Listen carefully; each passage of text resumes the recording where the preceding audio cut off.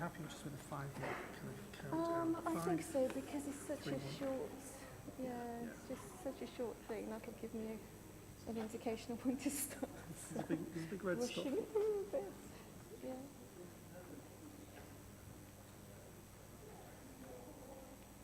So just to remember, if there is a question, Yeah. there are going to be some roving mics, but if you feel you want to just repeat the question and answer it, if it's just an ad hoc question that comes through the floor, for example, you can do that. Right, and the other questions will come up from there Will come if from here. there's any other questions. Yes. coming up. Are you okay with this here? Sorry, this is for the second. I think so.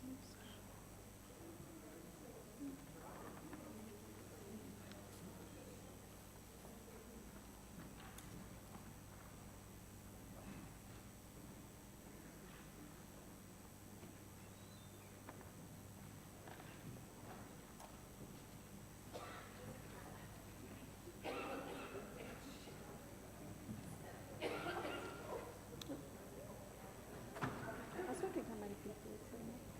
There's only 2, it's going to be a bit. It's good. It's a good number, though, isn't it? Just the students that spread out. Yeah. That's always the case.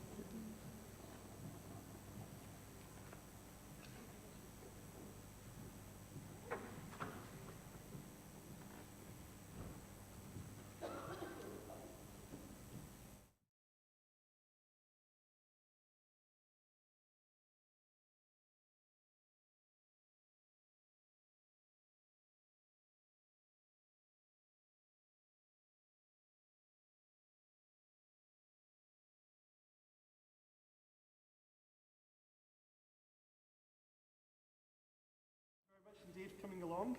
In the first of these parallel sessions we have 3 presentations.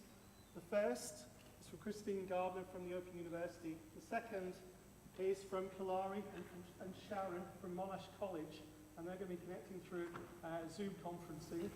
And then we have Amanda and none. There are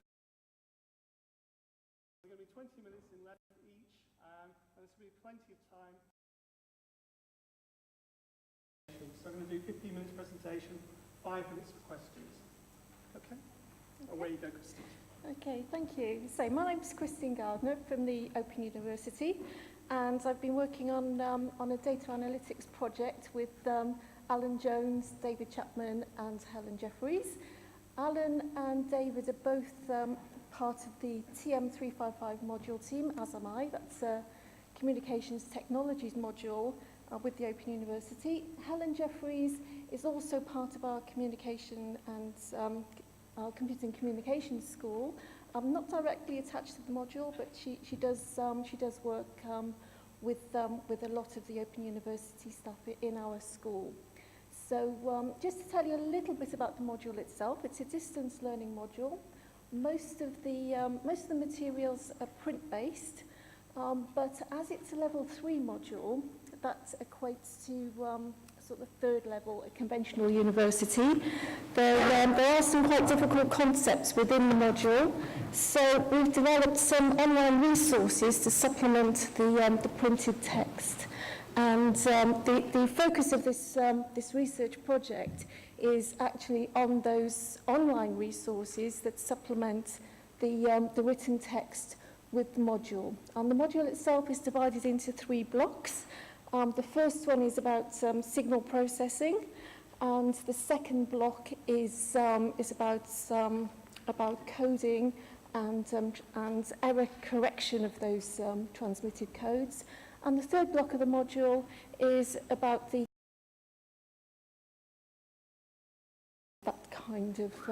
those kinds of topics.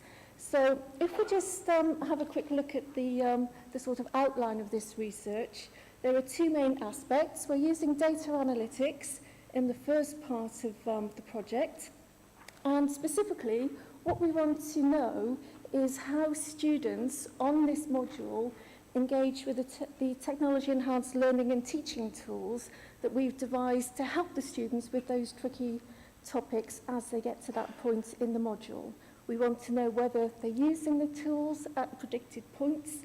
We want to know if they go back and use those tools again. And we want to know if the kind of student engagement is changing with the different presentations of the modules, because we don't know whether this previous presentation was typical, for example. But to supplement that, we also wanted to interview some of the students just to get more of an insight into how they're using the tools. Do the technology-enhanced learning tools actually help them to understand the topics better, or are they deterred from using these online tools because they're too complicated or they're too time-consuming, etc.? We really want to know a bit more about why they're using them or why they aren't using them. So what we actually used was this analytics tool, Analytics for Action, which was developed at the Open University. And what we've actually been doing is looking at the analytic data, investigating specific issues, and where we are at the project in the moment is identifying actions and prioritising those actions before thinking about selecting the methodologies and evaluating outcomes. So this is a work in progress report at the moment. What we're trying to do is actually see how specific students are using the online tools. But the Analytics for Action analytics tool actually identifies how students are using particular tools at a sort of a top level. It doesn't give us the actual detail on which students are using which actual online resources. And just to give you an example, this first example at the top is actually showing the discrete cosine transform online tool and how students are using it. And if you look at the top there with the blue bar, that's actually an assessment point on the module. And with this particular online tool, you can see that the students they realise that this particular topic is relevant to their assessment at the end of a block, and they've gone to the relevant tool and they've used it. There's a very obvious peak there. And if you look at the screenshot at the bottom with Hammond codes, there's actually a different pattern use there. Again, the blue bars are indicating assessment points. The first one is the end of the first block, and the second blue bar is the end of the second block. The third blue bar is the end of the third block. So with this particular online tool, you can see that the students have used the Hammond codes online tool throughout the block. There's some peaks and troughs, but it's been used throughout the relevant block. And then there's a peak at the end where the students have gone back and used it for revision. So what we did was actually had a look at how the students actually performed during the exam at the end of the module to see if it made any difference, whether the students actually used the online resources at revision time, and also question them to see if they didn't use them, why aren't they being used more extensively? Because a lot of time and effort has actually gone into devising and developing the tools, so we'd like to know a bit more about why they are or are not being used. So the particular prompt for this research was an exam question that was set in the 2016-2017 presentation, and it was based on error control codes, one of the block 2 topics, and the exam scores for this particular question were relatively low, and we knew that there was a specific online tool which would have been very helpful for the students had they used that tool in their revision. So using Analytics for Action, we could actually have a look to see how that tool was used and whether it actually made a difference to those students. So the particular question was not a popular choice with the students, we could have a look at the top level data. We could see this particular tool was used in the relevant block of the module. Some of the students went back and used it at revision time, but only about 20% of the student cohort actually used the relevant error control codes online resource. So what we wanted to do was check the analytics data. We could see that that there were a subset of students that we would like to investigate further. That is those who actually answered that particular exam question. And we worked with the TEL team to interrogate the analytics data more deeply. So in particular, we wanted to know if those students who answered the question actually used the associated online tool. So to supplement that, we also wanted to ask the students questions about whether they used the tool, and also check to see if the analytics data was actually giving us the type of responses that we were expecting. So when we actually looked at the data, we could see which students used that particular online tool. And what we found when we matched that to their exam scores was the overall exam score for that particular question was 45%.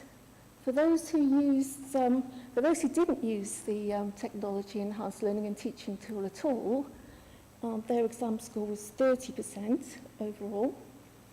And if they used that particular tool at least once, their exam score averaged at 53%. If they used the tool specifically at revision time, the average score was 52%. And if they used the online tool multiple times, they actually averaged out at 58%. So although this is quite a small sample of students, it was encouraging to see that the data actually was looking like those students who used the online tools were actually performing slightly better.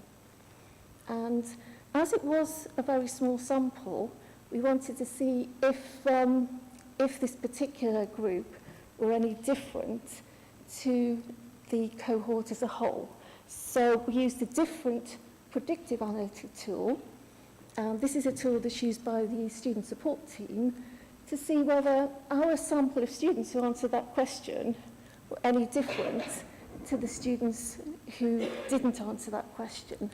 And looking at the overall predicted pass rates, our sample very slightly weaker than the cohort that didn't answer that question. We had 0.85 probability of passing versus 0.87. So there's no particular reason why those students should have performed badly on that question.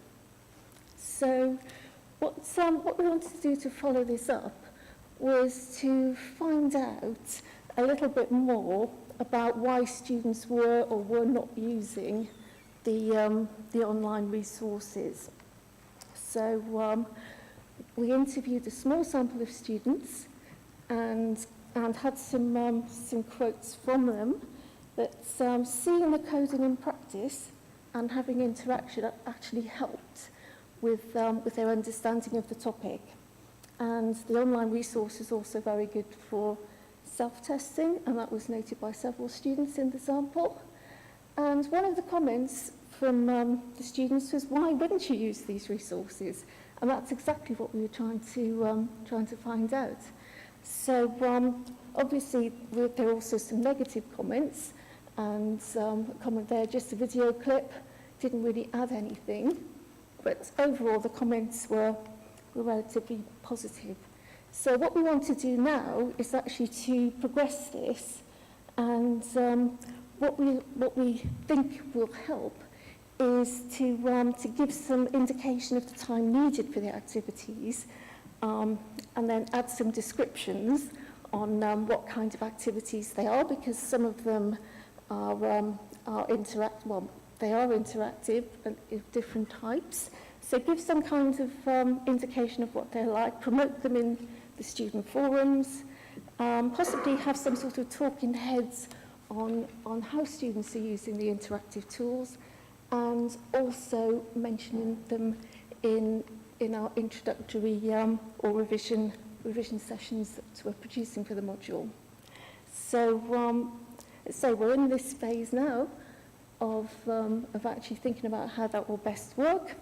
So we're going to produce some descriptions and timings for the activities, and review the use of the technology enhanced learning and teaching tools for the next presentation, add advice to a revision podcast, and interview the next cohort of students, and then see if that has actually made any difference.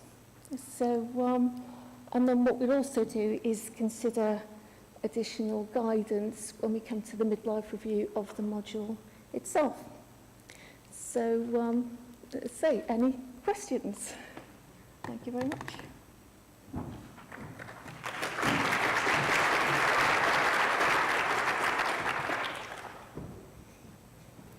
Okay, so any questions for Christine?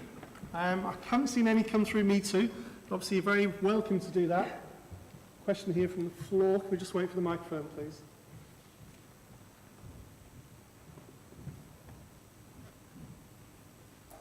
Hi, I'm Richard Treves, also from the OU, so I'm in the TEL team.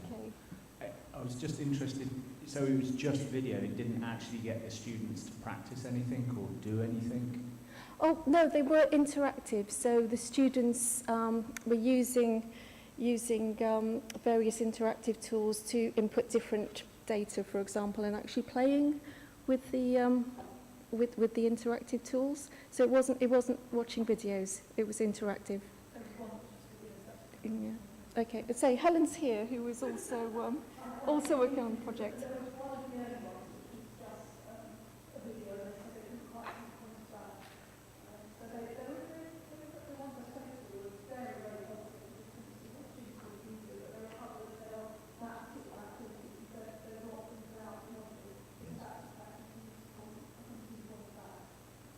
Okay, so it wasn't just interaction that you I didn't get that from the talk.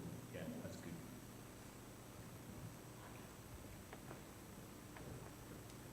Another question at the top.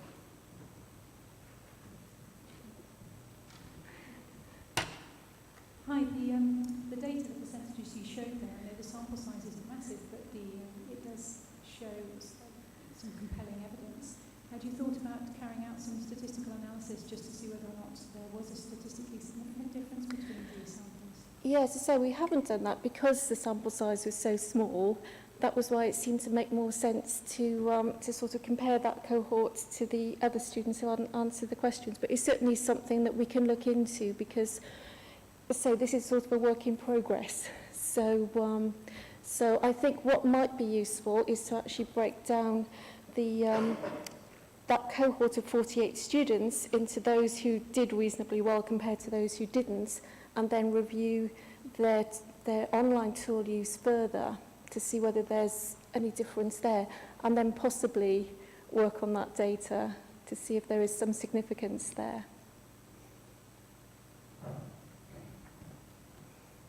Okay, maybe one more question.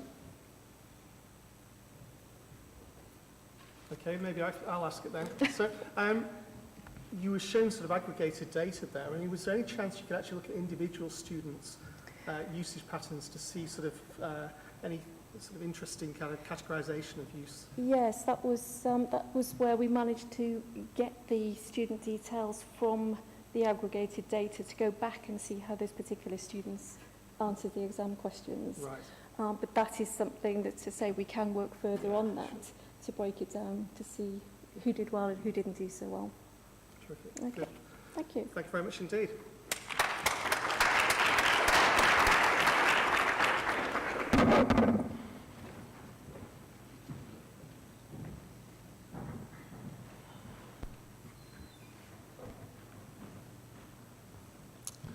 Okay. How do I move this over to the... Oh, we've got it. Good. Thank you, guys.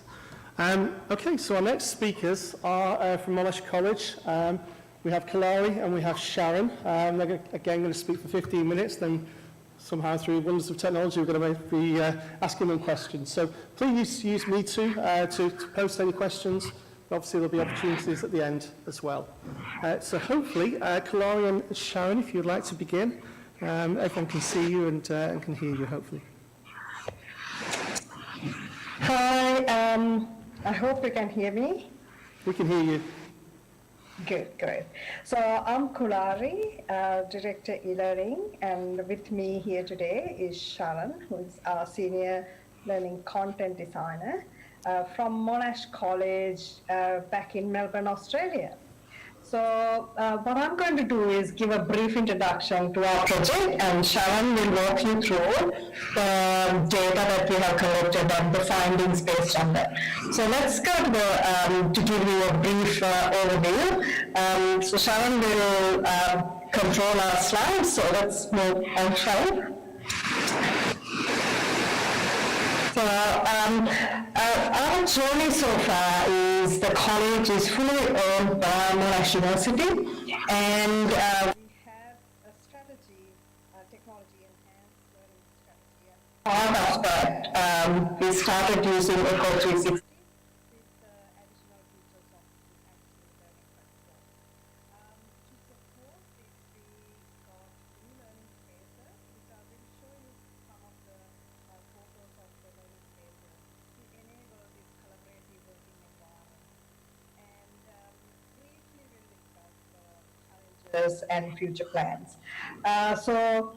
In this process, we have a very comprehensive environment where we link the strategy with our teaching and learning pedagogies that is supported through a learning design process.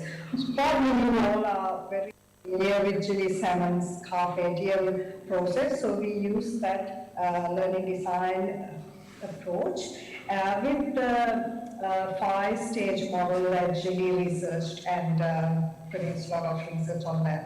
So while she was here back in Australia, that's something that we embraced and that has worked very well for us. So as part of our strategy, we have the governance, which supports how we blend all these different types of technologies and staff and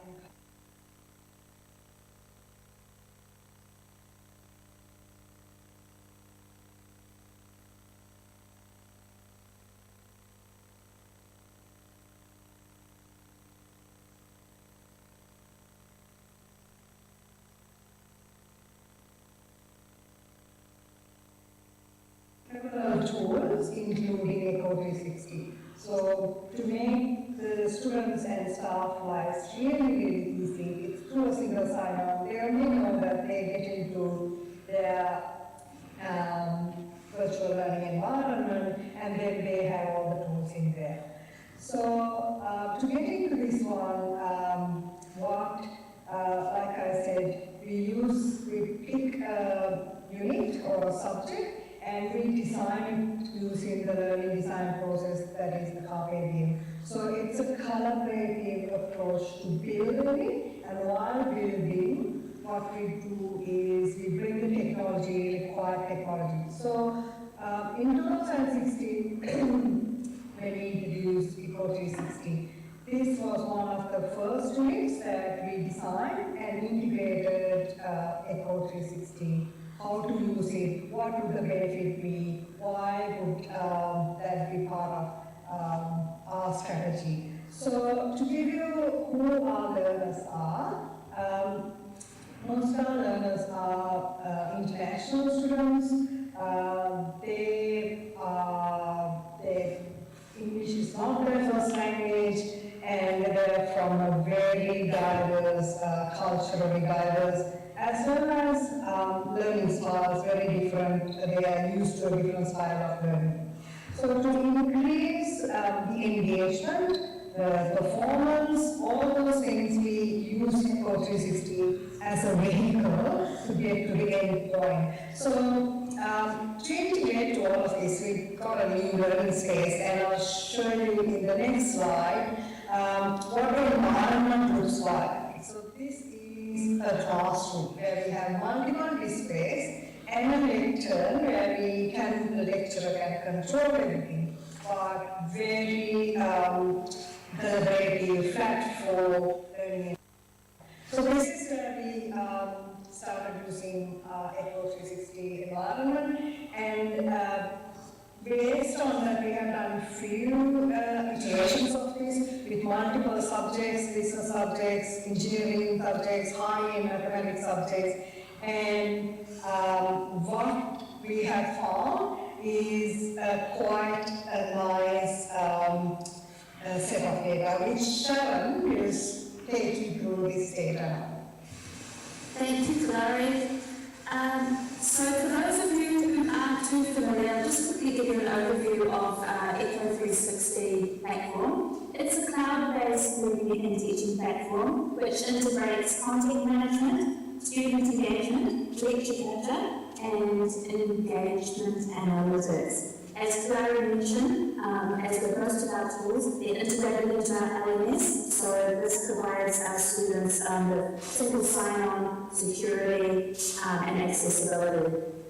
So our lecturers and our students engage in the platform via their devices, and they can interact through interactive polling tasks, which are a variety of question types, multi-choice, true, false. There's a note-taking function where students can take notes that are synced to the lecture recordings. There's also a bookmarking function which allows students to actually bookmark certain points in the lecture where an important piece of information might have been given. They're able to flag their confusion with the lecturer by the press of a button, and that's a very visual indicator for our lecturers. And they're able to either address the confusion at the time or later on. There's also a question and answer feature within the platform that allows students to ask the lecturer questions. And for our students, this is a really useful tool because it removes the face threatening element of asking a question in a large group in a second language. So those are some of the features. That's a brief overview of Echo 360. So we have run 3 student experience surveys for the period of time that we've been using the NLP, Active Learning Platform 360. These have been done through an anonymous Google form. They are voluntary for the students to take part in. Our recent survey was done in July this year, and we had 228 respondents from 3 different diploma units and different subject areas.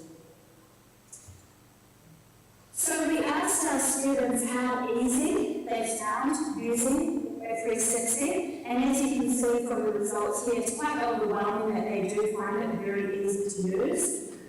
The majority of students say it's fairly easy, but a small number say they find it difficult. We asked students about their perception of using the 360 during lectures and what they perceive to be the benefits. And this is an overwhelming response that the majority of students believe that the note-taking function is the most useful feature of the platform. And actually in previous surveys, students have said to us or reported that they've taken more notes using the platform than without it. So how our students are using the platform outside their lectures? It's being used for either watching recordings to catch up on missed lectures or to review. A small number of students, of course, are still using it to correspond with the lecturer and with their classmates. Now the next slide is really interesting. We wanted to find out whether our students believe that the platform supported their language learning and their language use. And you can see here that there's been an overwhelming response that they do believe that it does.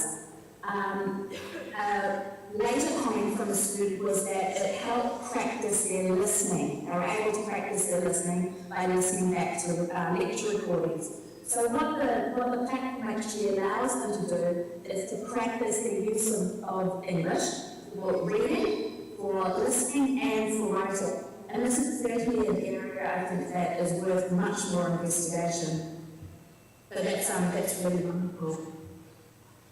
A couple of comments now from students what they like the least about using the platform, and things like staring at a computer screen for a long time, and just the functionality of not being able to use the lecture slides or notes on the lecture slides, that it's reliant on internet access, that they're unable to watch it in live streaming.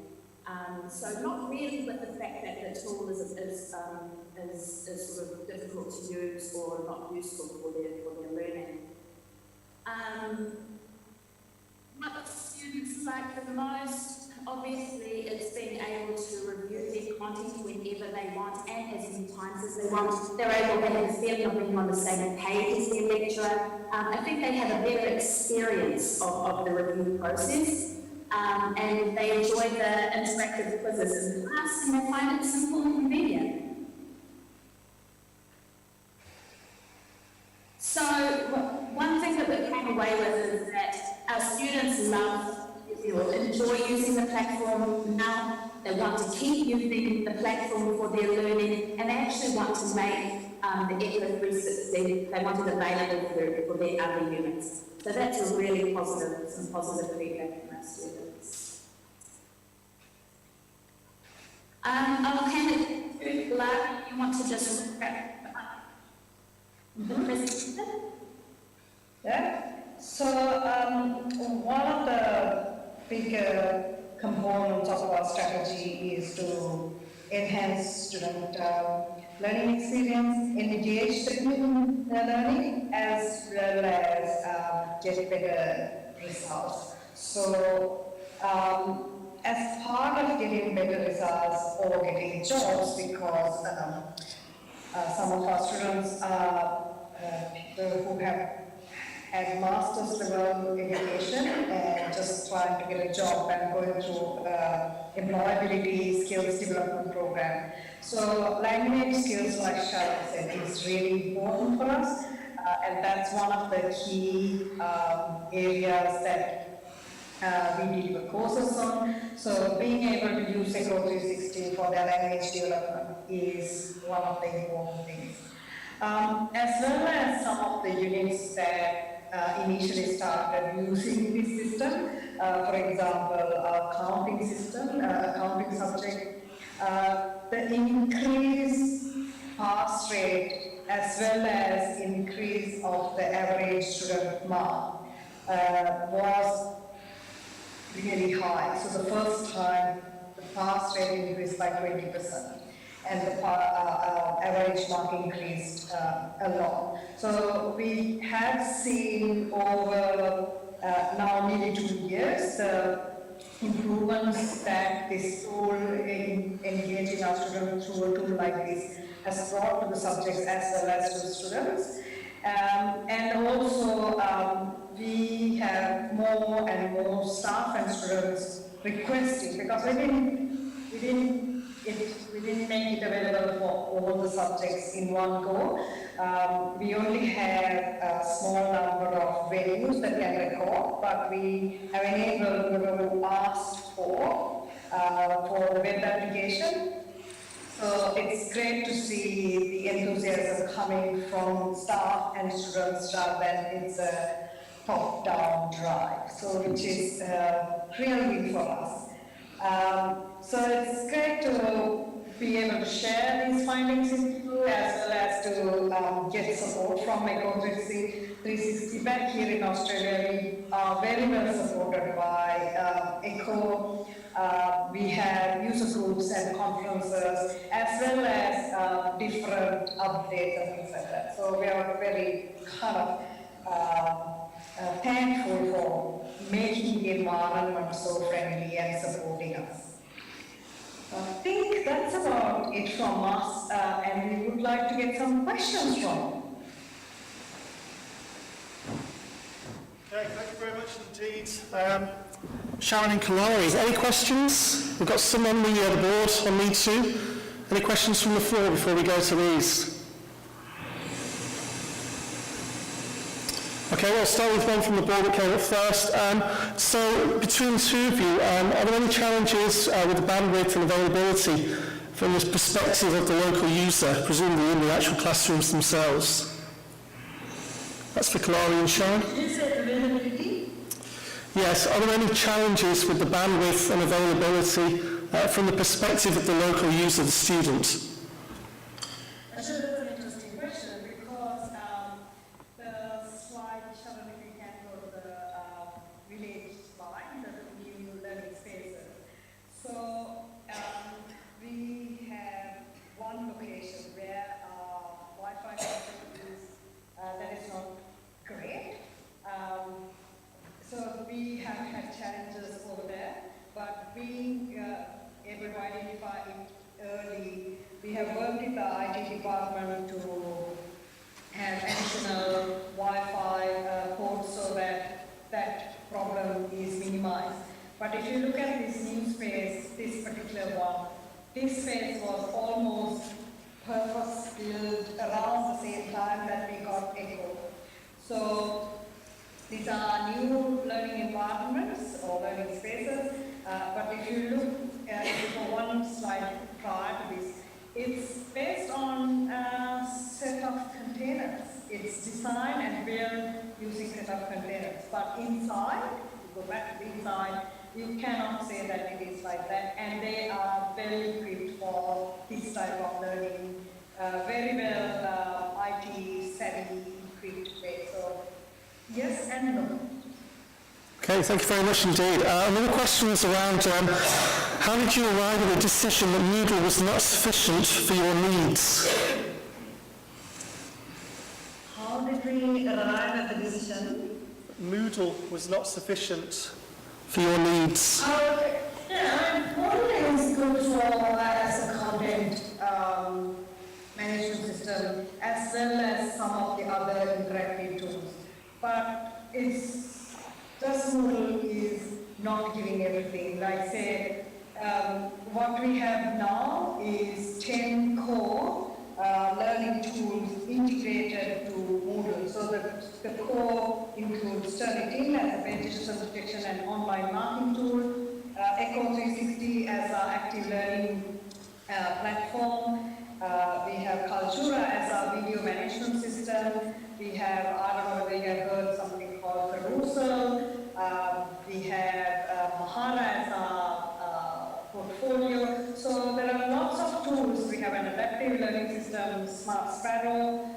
There are a lot of tools that we have integrated. 10 are core, and those core are also to Moodle. So the identification is Moodle does one thing, it captures data, it does certain things, but it is not solving all the pedagogical requirements that our staff and students need to address to. So we did a review in 2015 that review clearly showed where we were at and where we needed to be, and that got started us on taking all the other pieces.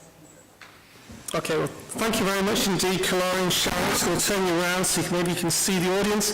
Can we just show our appreciation and give a round of applause? Thank you.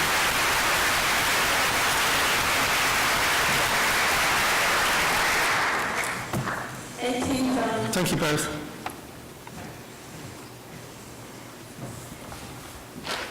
Okay, our next speakers, Rob and Amanda from the University of Hertfordshire.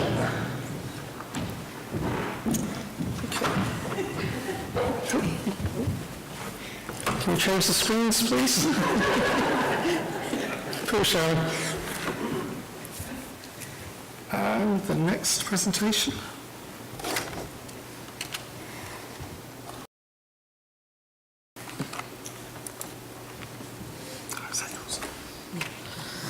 Just, yeah, that's the right one. Good, thank you. Okay. Lovely.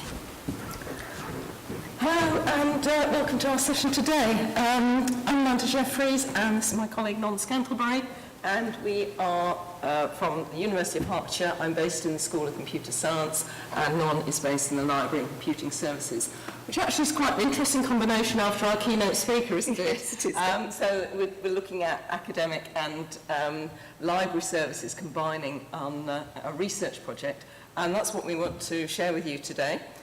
So we're delighted to be here sharing our recent research into our student digital experiences. And can I just at this point say this session links directly, perhaps as a bit of a taster of a university case study of student digital engagement. It's going to link with the GISC presentation of the whole data set at 4:30 this afternoon into room 2.220. So if you like, this is what it's like on the ground at one particular university, and then you can see the whole, actually 39,000 students, the results from that later this afternoon. So over to you, Non. Okay. Well, we're also interested, we're going to do a little poll in a minute to see how many of you participated in the Tracker project this year that are actually in the room, and if you're not sure, we'd like to know that too.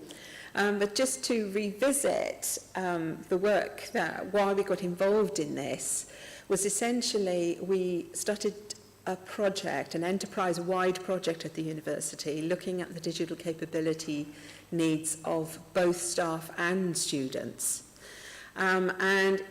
Typically, it's quite a complex organisation. There are several schools involved, and very much typical of some of the things that we heard about this morning in the keynote in terms of the complexity of the organisation. And so it made sense for us to actually work with the GISC because we were obviously aware of the work that they were doing around developing a framework of digital capability development. And if you don't know much about that, then visit the GISC stand and they'll tell you all about it.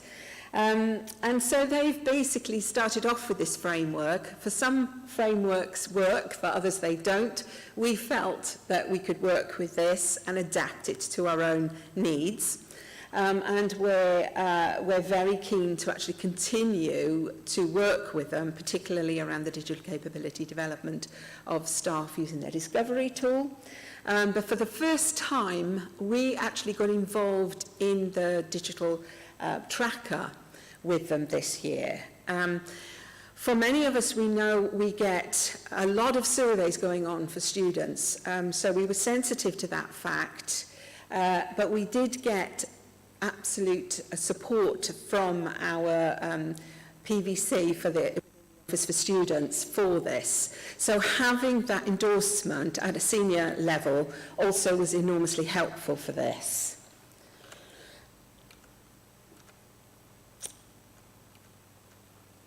So we were aware that there were lots of digital opportunities for students to get involved, but it's not always coherently delivered in that way, which again was something that we were hearing very much about this morning in terms of the context of using this. We were also very much aware that there were assumptions by many, thinking that just because they're young people and they're constantly on phones and various devices, that they had a level of digital expertise, which actually, once we started asking them questions and interviewing them, as well as some of the focus group work we did, that there was obvious gaps, and particularly in terms of how they apply the use of digital to their learning experiences and their confidence in using some of these technologies. So at the moment where we are is thinking about, well, how do we develop this further? How do we focus on the group? What sorts of development do we need around that framework where there are particular gaps, and building on strengths as well?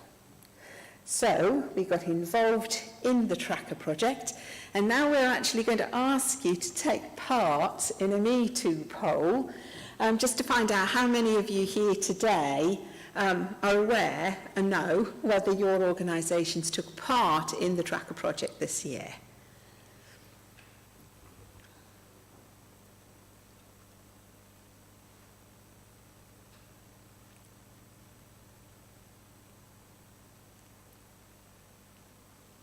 10 seconds or so. Yeah. I think it's a yes, no, or not sure. It's coming through. Thank you. So the poll is closing. Poll is closed. Ah. Okay, Interesting. so interesting split here. And we were particularly interested to note the not sures because, again, typically with an organisation that we're involved in, there's so many staff, so many students, so much diversity of activity going on. It's really difficult to get the messages out there around why this is important, why you should engage, and what to do as a collective to address this in those contexts. So thank you very much for participating in that. Okay. So for those of you that don't know much about the tracker, it was a series of questions really that were canvassing some responses from students around their expectations and their experiences of using digital technology, particularly set within their learning contexts. So there were questions that basically came from those 4 panes, and so we, you know, they invited responses into that. It was quite tricky to get engagement at the university due to all the different things going on. And some universities had more traction around that than others. But we were very encouraged that a lot of canvassing did go on the ground. We were out and about in the university being very proactive. We were at the refreshers fairs, we had stands, and we did a lot of activity to try and get the target audience to engage with us. And essentially, this is what we did to get that engagement. There was a 400 student population target to take part in the tracker. We got 216 responses, which wasn't too bad. Our target for this very first time at a small sample in the organisation were 200, so we did actually exceed that. We had support from the president of the student union as well, so that was absolutely essential. Amanda and I are basically part of a kind of spearhead strand of activity focusing on the students. And so we've got a lot of student involvement in it. Plus, we've also got some collaborative activity going for the first time with our careers service too. So again, trying to take a very collegiate, collaborative approach around this. We emailed the target group, basically went out from the president of the student union itself with an embedded link to the tracker. And as I previously mentioned, we were out and about doing all sorts of things as well, running opportunities for people to come along and actually sign in and take the tracker. And we had a full set of Chromebooks available, so we were able to go out and about in different fora with those Chromebooks so people could actually sit down and just do it there and then. Okay, we also offered an incentive, a prize draw, which was supported by the Chief Information Officer as well at the university. And at this point, I'm going to hand over. Yes. Well, actually, we've got another meeting activity that we want you to do. Yes. So what we'd like to ask you all here is if you'd participate in building a Moodle, a Wordle. I've got Moodle on the brain after seeing the last presentation. So if you would please actually take part in building our Wordle around some of the digital activities that you actually use in your modules. There are just some examples up there, but we'd like to hear if you've got any anything at all that you'd like to contribute to that.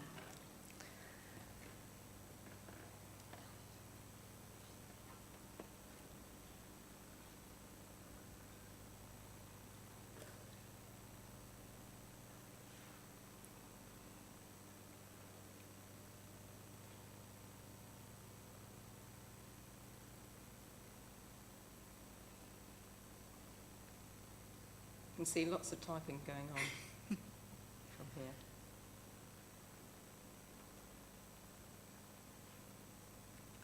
So the reason behind this, perhaps we can close the poll now, thank you. The reason behind this is that one of the questions in the digital student tracker was actually to ask our students what kind of digital activities they were doing. Hey, and here we are. Thank you. Actually, it's really hard seeing it from underneath. Yeah. Well, and it's really interesting to see quizzes coming up so prominently. Yes, that is great. We will capture that. But the interesting thing is what our students said. So, should we go to this? So, which digital tools do students find useful for learning? And basically this was, we just captured the data here. So they didn't know that we were going to use it as Wordle. It's not particularly well edited. We've just taken their words. YouTube, interesting. Canvas is our new MLE from this year. We also use StudyNet. So our first year students, who were actually the majority of the students participating, would have said Canvas, and StudyNet, which appears just above YouTube, is actually the VLE that the second, final and master's students would be familiar with. Okay, so that was one of the interesting questions that the students were asked, and that gave us lots of new information. And we're just going to work through some of the questions that we asked. We just picked out some which we found particularly interesting. So we're looking at the student reaction to when digital technologies are used on their course. And do they understand things better? Yes, over 72% agreed, and very few disagreed with that. I enjoy learning more. Isn't that it's just so encouraging for us, for those of us who have been plugging away, either as academics or as professional staff. I enjoy learning more. And then this issue of being more independent in my learning. A lot has been written about this in the research. Do we just make students more dependent? But actually the students here are saying, that's nearly 78%, saying I'm more independent in my learning when digital technologies are used on my course.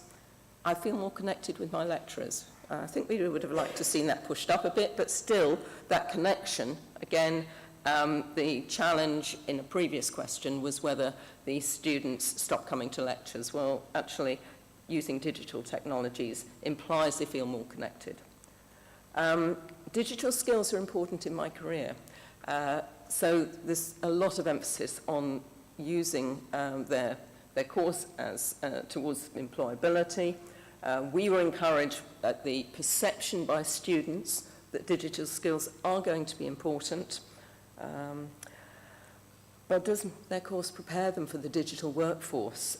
We would have liked to have seen this a little bit higher, obviously. It's just under 50%. That's mitigated by the fact that the majority, over 30% of the participants were from our first year. And typically we don't emphasise the employability of the courses in their first year unless it's something vocational like nursing. So that message we have taken back to help us for the future in our planning and our learning design. So drawing in some consequences and some conclusions, we are encouraged that this actually shows from this relatively small sample that students are keen to engage digitally with their learning. These are things that we're taking back to our staff. We promoted it at the Learning and Teaching Conference back in June.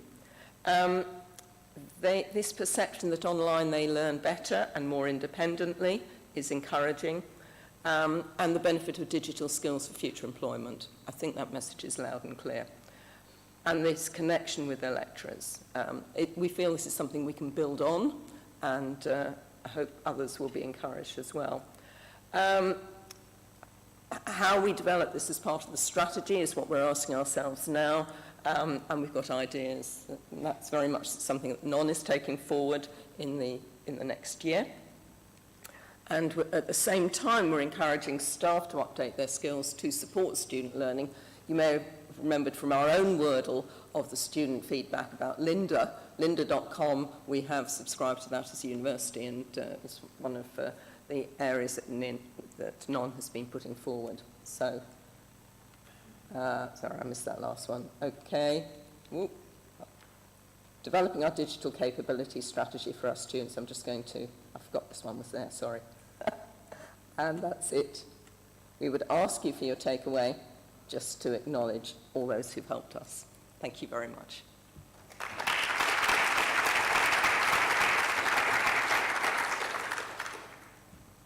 Questions? Okay, we have a few on the board. You can actually read them from the tablet as well. Oh. I made this mistake too. Right. Start at the bottom if you want. Which simple to introduce must-haves would you advise academics to begin experimenting with? Any ideas? It depends where you're starting from. I think it's looking to see what you've got in your MLE, what support, what tools, and actually engaging with your staff to see where they feel they are lacking in digital tools, digital capabilities. But when you get feedback from students, the feedback that the students would like more digital engagement. I think having been involved in researching this area for over 10 years, it's very much there's a push from the students to have more choices and more available in a variety of online environments. One thing as well that's been absolutely key that the Learning and Teaching Innovation Centre have been spearheading is the guided learner journey. So again, this is the whole idea of actually building the learning experience first, rather than focusing too much on the tools. But again, the tools are an essential component of the course delivery. And I think we're probably fair to say it's a bit of a mixed economy. We've got some brilliant case studies of where it's been actually delivered really well. And we've got some other cases very similar to what Tracy was saying this morning, where people have just been using Canvas more as a kind of document repository and transitioning their content that way. So it's a journey that we're all on. The other thing is Office 365 is seen as a key component. It's something that we offer free now to staff and students to be able to download onto their own devices. So we're just about to launch a programme of blended learning events. So we're going to have a mix of face-to-face delivery through the library link-up programme, which we're just launching this semester. And there's also going to be some playlists developed as well within Linda that we're going to share with the whole enterprise. Yeah, and I think our philosophy generally has been both face-to-face and online, both blend, the blend of, it's not one or the other, but it's working out as academics what works for your students. The question there, how did staff respond to the results? Well, I mean, as you can understand, we are early adopters, we're some of the enthusiasts, but we are building that enthusiasm within the different schools, and each school has got their Canvas supporters and a network of colleagues who are supporting the academics, and there's, as we said, a huge development of the support for students so that people don't feel left behind. Just a final comment, maybe? Yes.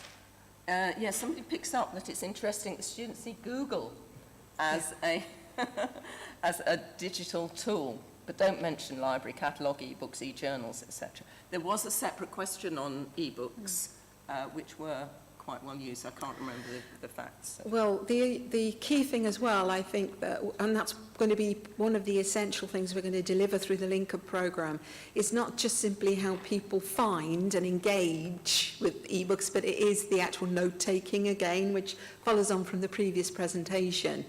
And these are very, key digital challenges because we don't have standard platforms. So if some publishers will link you into their platform and won't let you take your notes anywhere else. And then you've got other tools like Bluefire Reader, for example, those kinds of things, which will allow you to keep notes from all sorts of different places in one place. So knowing the right tool for the right job and working through all the constraints that we still find ourselves in. We're still transitioning to this new world. But one thing's for sure, doing it together doing it collegially and collaboratively is essential if you're going to build that engagement and get people involved and involve students all along the way. Great. Fantastic message to finish. Thank you very much indeed. And thanks to all our speakers. So we have an hour's break now. There is lunch down in the exhibition area and sessions start at 1:30.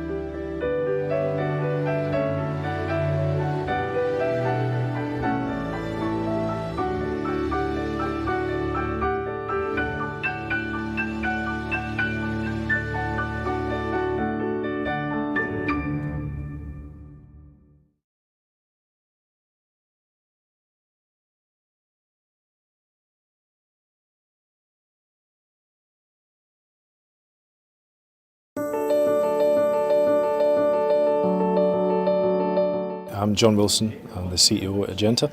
We're a technology company that focuses on education and learning. We build, manage and operate platforms for education, for video collaboration.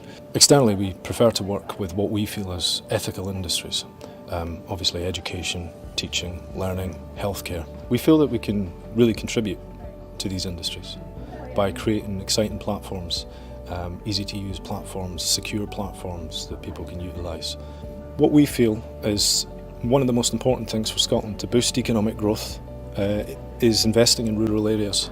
By investing in broadband in these local areas, we can attract more talent, we can attract more companies, and we can drastically improve the delivery of education and learning within these schools within disparate regions within Scotland.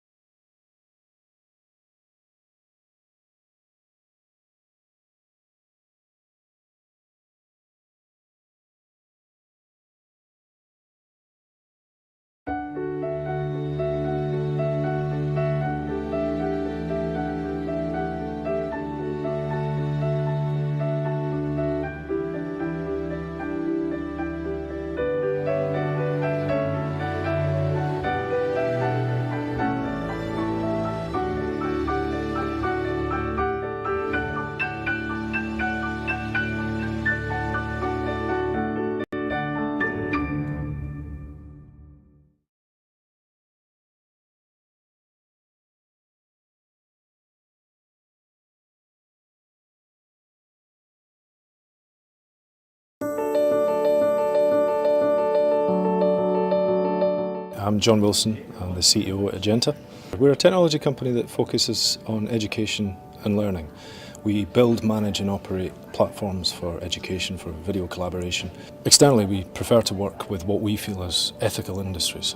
Obviously education, teaching, learning, healthcare. We feel that we can really contribute to these industries by creating exciting platforms, easy to use platforms, secure platforms that people can utilise.